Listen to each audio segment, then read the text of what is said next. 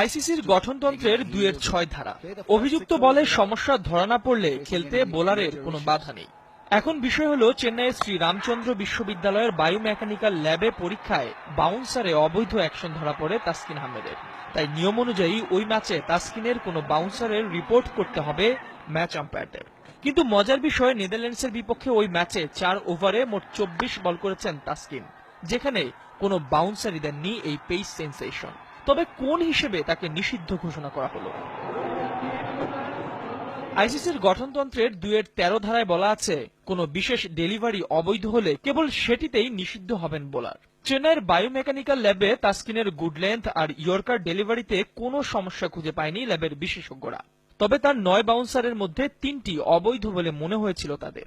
অর্থাৎ বাউন্সার দেওয়ার সময় 3টি ডেলিভারিতে 15 ডিগ্রির বেশি তার হাত বেঁকেছিল। নিয়ম অনুযায়ী কেবল বাউন্সারেই নিষিদ্ধ হতে পারেন তিনি। গুগলিতে যেমনটা হয়েছিলেন ইয়ান বোথাম, আর ক্যারম ডেলিভারিতে নিষিদ্ধ হয়েছিলেন সুনীল নারায়ণ। তবে তাসকিন কেন আন্তর্জাতিক ক্রিকেট থেকে?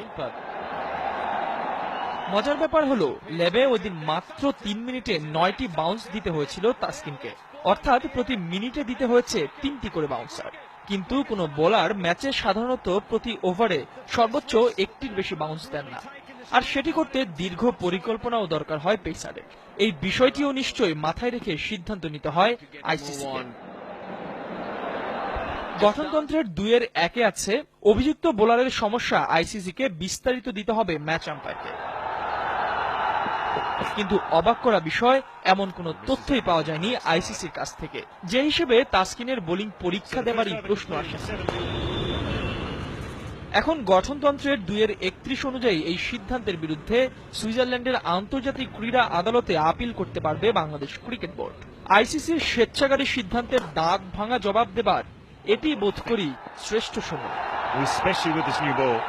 ইহতিশাম সবুজ, যমুনা স্পোর্টস।